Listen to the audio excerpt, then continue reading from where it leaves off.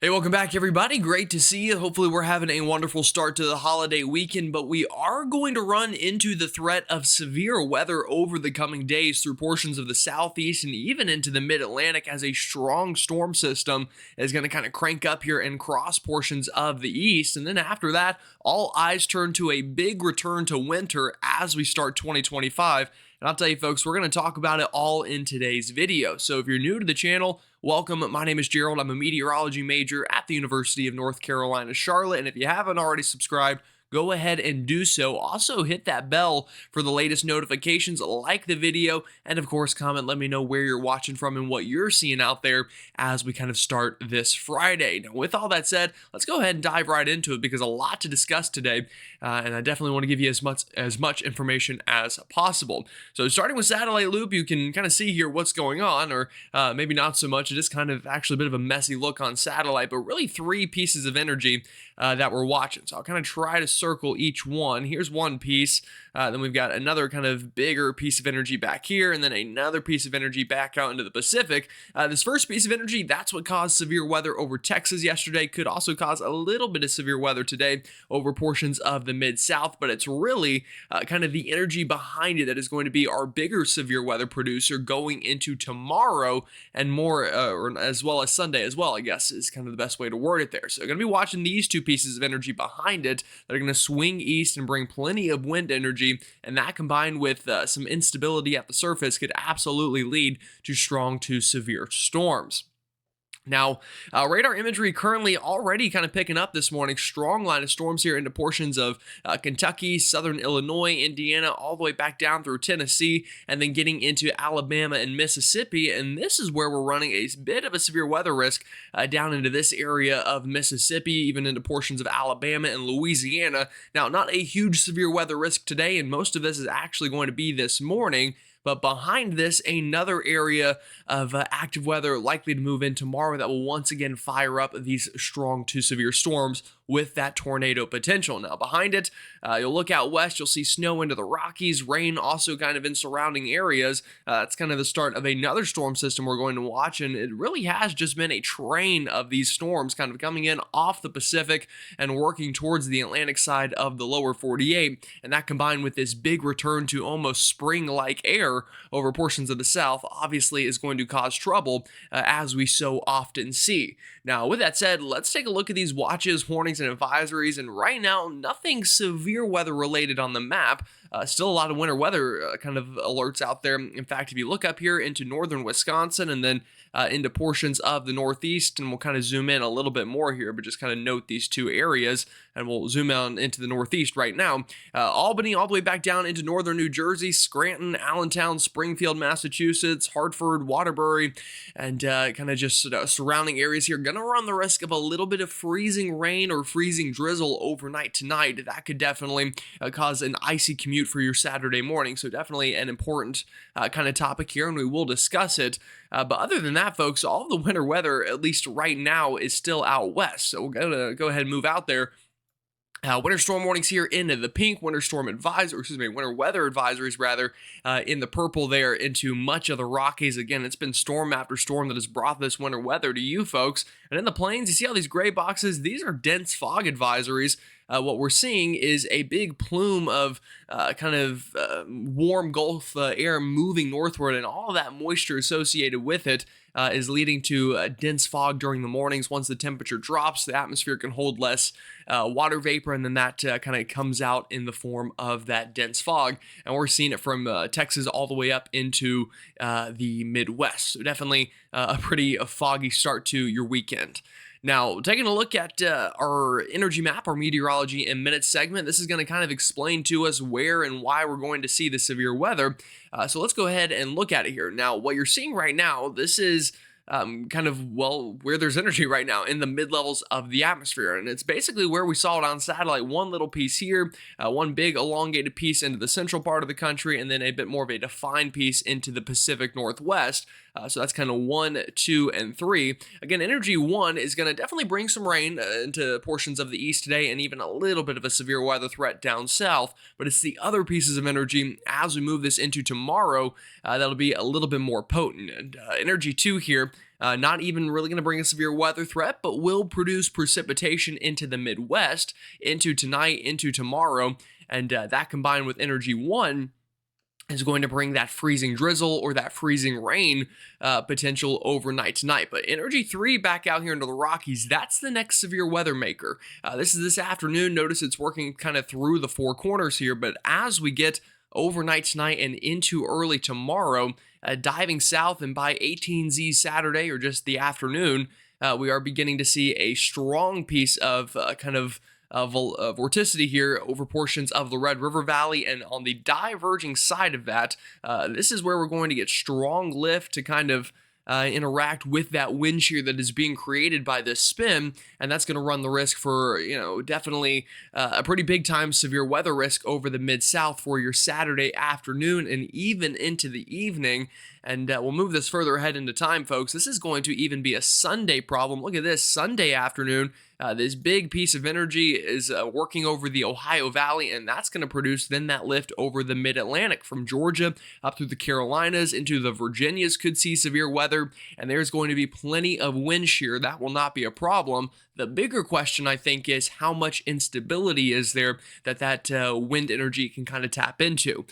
Now let's switch gears just a little bit here for a second and talk about that icing threat overnight tonight into the Northeast. And I don't think it's going to be a huge deal, not an ice storm by any means, but you'll notice as we get into the evening hours, this is about 11 p.m. Eastern time, some pink begins to show up on the map. And this is when we're going to kind of, run into that threat through portions of Pennsylvania and through later into the overnight. That even works up into New York State, even portions of northern New Jersey, Connecticut, and Massachusetts. And I will mention this will definitely be an elevation dependent event. The higher up you are in elevation, the higher likelihood you are to see some of that ice in these areas. And you can kind of see that here with that pink showing up as the potential for some freezing drizzle. Now, like I mentioned, not a huge deal. We're talking a tenth of an inch at most, but really a glaze to a tenth of an inch of ice for many folks here overnight tonight. And by the time we get into tomorrow afternoon, still a little bit of that freezing drizzle holding on in those higher elevations, but becoming a little bit warmer and more likely to be rain for most of us, and really won't be a problem along the I-95 corridor. It's just inland, again, these higher elevations where you could be holding on to temperatures sub-freezing. That could absolutely produce at least a little bit of some of that frozen precipitation during the overnight of your Friday and into your Saturday. Now, let's talk about this severe weather threat more in depth. This is the latest from the Storm Prediction Center for today. Now, not a big threat, just a marginal risk today through portions of southern Mississippi, southern Alabama, and even into portions of the extreme western Florida Panhandle, Destin points west, and then into Mobile and Gulfport. But it's tomorrow that things begin to go downhill a little bit more significantly here. You'll see that enhanced risk beginning for much of Mississippi from Jackson to Meridian down to Hattiesburg, and then even back towards Baton Rouge, Monroe, Louisiana, and the extreme western section of Alabama, kind of into the Livingston area, Demopolis, and York, Alabama, and kind of surrounding areas, even back down towards Thomasville into that enhanced risk. And that is including the threat of tornadoes. In fact, we already have a 10% hatched area up for the potential of strong tornadoes, meaning EF2 or greater in strength during the afternoon and evening hours of your Saturday.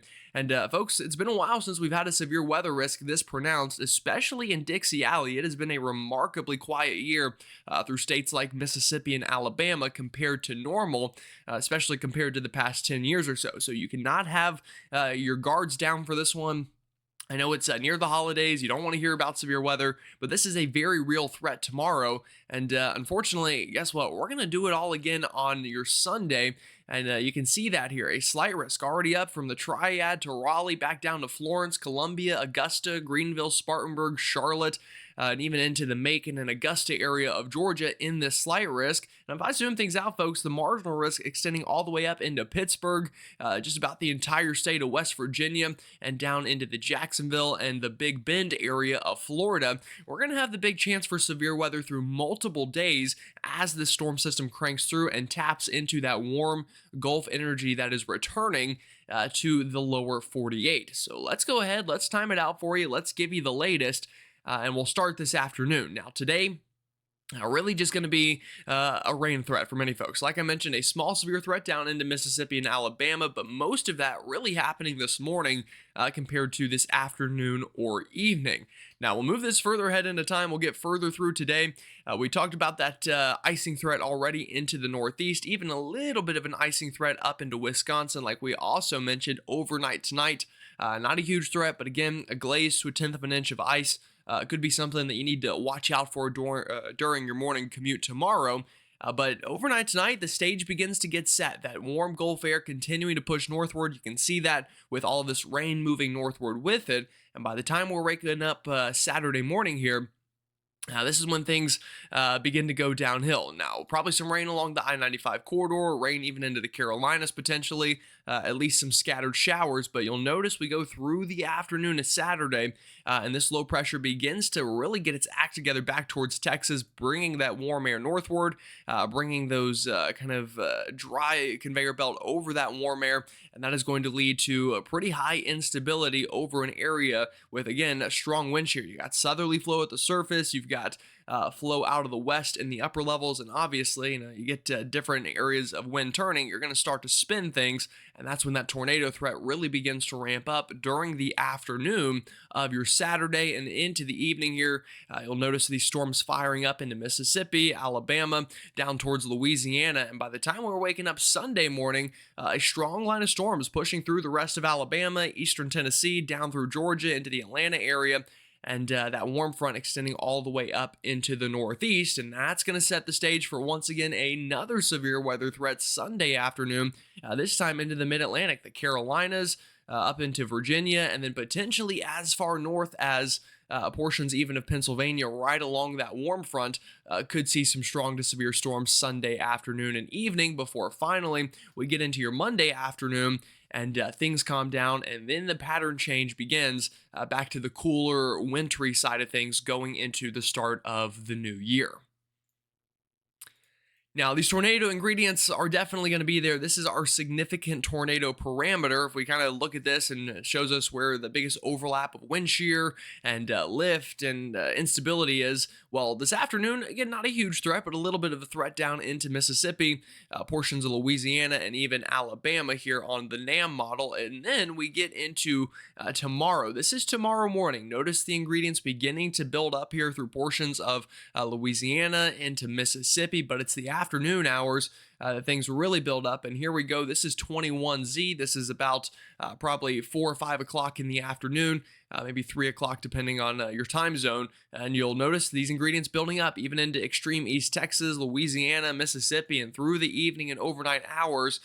Strong ingredients for tornadoes through both of these states, and that even builds into Alabama during the evening hours and the morning hours into Sunday here, still dealing with those tornadic ingredients, folks. And then through the afternoon Sunday, those ingredients maintain themselves into Georgia, South Carolina, and up into North Carolina. And if we move the map here ahead, this is into Sunday morning, Sunday afternoon, these ingredients working even as far east as the Outer Banks, and potentially could be even a nocturnal threat Sunday night into Monday into portions of southeastern Virginia, before I think finally, by the time we get into Monday afternoon, the severe weather risk should be pushing offshore. So another thing to take away from that is it's not just a daytime threat, it is an overnight threat. So that's why you need to be weather aware, have your NOAA weather radio ready, or at least the ringer on your phone on. So should a tornado warning be issued, it'll wake you up and you'll be aware of that potential. So that's going to be a big deal, I think, over the next couple of days, is that severe weather threat.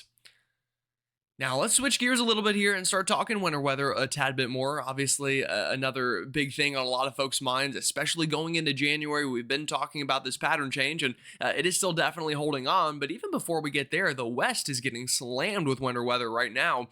This is this afternoon, heavy snow into the Rockies. That continues overnight tonight. And by the time we get into your Saturday morning and afternoon, another round of snow through Idaho, into Yellowstone, and in and around the Salt Lake City area, and even the mountains not far from Denver, Colorado, seeing heavy snow. And we'll do it all again Sunday afternoon. Another big storm system moving in off the Pacific. Oops, sorry, just smacked my microphone. Into the Pacific Northwest coastline, bringing heavy snow, heavy rain, and really just going to be the theme. And it's kind of this second shot Sunday afternoon, you see that storm moving through. That's the one that's going to trigger the pattern change into the east. And it'll be at that point onward, we can start talking about more troughing in the east, meaning cooler air and higher chances for snowfall. Now let's go ahead and take a look at snowfall totals. This is just the next 72 hours and plenty of it out west, especially out into Yellowstone. We're talking 2 feet plus of snowfall, not out of the question. Heavy snow into the Cascades. From Washington State all the way down into Oregon. Even the Sierra Nevada is getting some snow, but really it's going to be the northern Rockies that pick up on the most of it through Idaho, Montana, and back into Wyoming. And like I said, that's going to set the stage for potential winter weather to work back into the east as we go into the start of January. So let's go ahead and talk about it here, and we'll kind of give the rest of the videos time to this potential pattern change. All right, so it's going to really start, I think, Sunday evening. This is that storm in the Pacific Northwest, and not everyone's going to feel the pattern change starting Sunday evening, but this will be the general kind of start of it, if you will. We've got one storm in the east. That's the one bringing severe weather. We've got another storm into the Pacific Northwest, and what's going to happen is this Pacific Northwest storm is going to kind of follow the flow, and behind it, cold air is going to spill into the lower 48, and you can see that here on the ensemble. There's the little piece of energy rotating on through. This is Tuesday afternoon, and behind it, you see that blue beginning to work on in, indicating cooler, drier air on the converging side of this trough. Now, that sets the stage. This is not necessarily the start of the winter weather, but it's the start of the cooler air. But it does set the stage for our next big trough and our first storm signal right into this time frame, right around January 3rd through 4th. You'll notice a strong trough showing up on the GFS ensembles here over the eastern half of the country. That could promote some sort of winter weather, if not winter weather, at least winter temperatures, even if snow doesn't fall out of that one, though. Another big signal right behind it. In fact, this one I think is the better signal. This is going into about the 8th or so of January, a much more favorably placed trough with kind of the center of it right over the Ohio Valley. That would promote some sort of cyclogenesis along the coastline. That could try to ramp up and produce big time snow somewhere. Now, that's again the tough part. I feel very confident we're going to have the cold air. I think the models are confident on that as well. In fact, the GFS and its ensembles hold on to this cold air really through at least the first half of January. And the European ensembles, well, folks, not really any different here. Starting at the same time frame, here's our severe weather maker this weekend. Here's our pattern changer behind it into the start of next week, working through the Pacific Northwest, diving south and east, and then big areas of blue working into the eastern half of the country through kind of the first little bit of January. Gonna bring the cold air and potentially some snow to some folks, but it's really, I think, once we get into this time frame, right into here, this is January 7th, 8th, 9th, give or take that time frame, this is going to be the bigger chance of severe weather and a very big block of cold air on the European. This is probably even some of the coldest air we've seen so far this winter. And remember, January, that's generally the coldest month of winter, and you get these well below average heights. Yeah, that's gonna spell a big time cold outbreak, and with that, potential winter weather on the model here. And I'll tell you, the European does not let it go, keeps that big troughing of cold air over the eastern half of the country into even the 10th and 11th of January. So definitely a look that suggests wintry weather, cold weather, and kind of all of the good stuff that you would want for winter kind of colder weather. Now, let's look at some operational runs and, time this out a little bit more for you. This is Sunday afternoon. Here's the severe weather maker. We talked about that. There's that warm sector of potential severe weather. Here's the next storm in the Rockies, though. Notice bringing more snow to you folks out there, and potentially even some snow into the northern plains, South Dakota, Nebraska. Could get some snow out of that one, and then eventually working through the Ohio Valley, and mainly going to be a rainmaker for the east. Again, this is not a big winter storm. This is kind of what is moving us towards that direction and bringing the cold air behind it. And sure enough, it does. You can see our 540 line digging pretty far south, and it's at this point, about the 2nd of January, the GFS has been trying to hint at maybe some energy aligning with this cold air and another shot of cold air, and you'll see that on the GFS. This is a bit of an anafront, maybe, so cannot rule out some snow showers in the usual suspect places about next Thursday or so, is what the model is projecting here. Snow in West Virginia, southern Ohio, even into portions of East Tennessee and Kentucky, maybe the mountains of North Carolina and Virginia. Not out of the questions, not out of the question, excuse me. But again, not expecting a huge winter storm out of that one. And then we get into more favorable time frames. The cold air is locked in at this point, and you'll notice on the latest GFS, a big storm kind of builds up with it.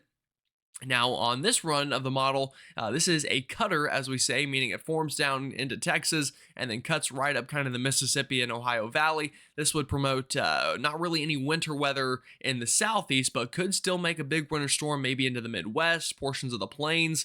And then on the GFS with this one, kind of moves it into the northeast as a big storm.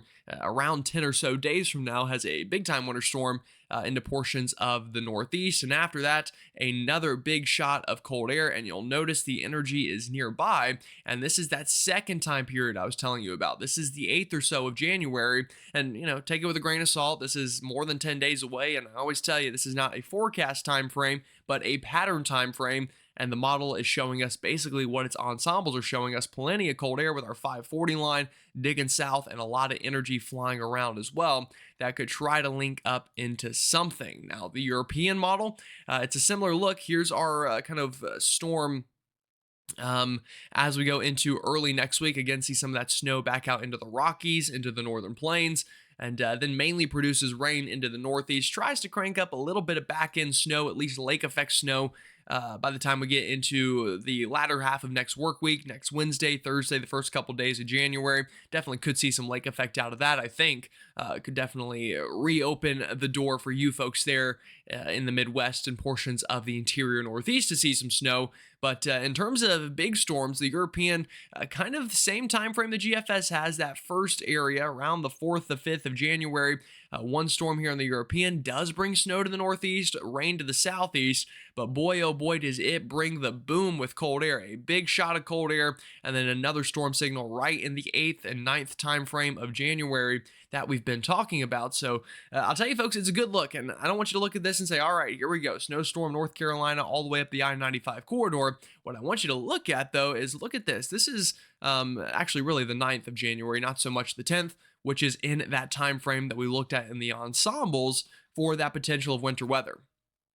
So I'm still confident we're going to see a big pattern change going into 2025. That has not changed, but we're still just in this time frame of kind of figuring out who's going to get what out of it.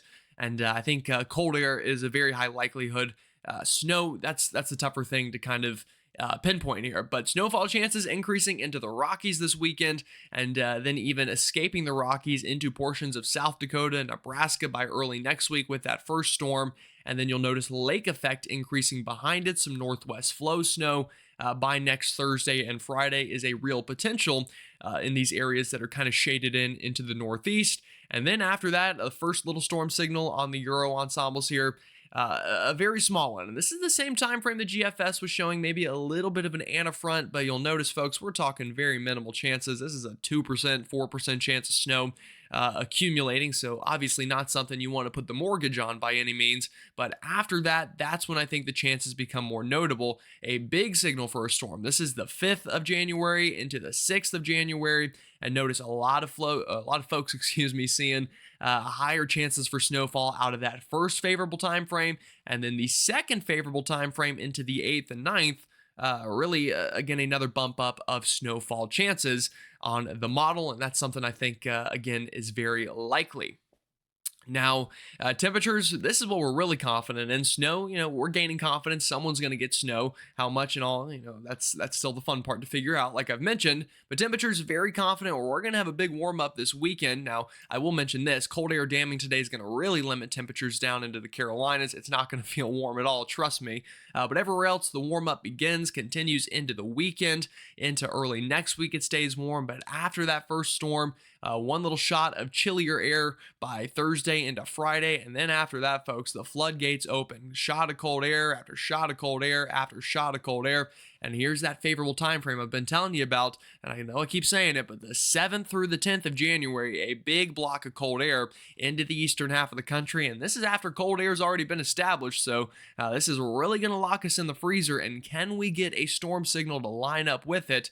That's what we're waiting to find out as we get a little bit closer into time. Alrighty, folks, a lot going on, a lot we talked about, and a lot to kind of keep on your brain here in the weather department. Severe weather now, winter weather potentially later on, and really starting 2025 off here on a busy note and ending 2024 as well on a very busy note, which I think is quite fitting for this year. Alrighty, folks, have a great one. Stay safe out there, and I'll see you all tomorrow.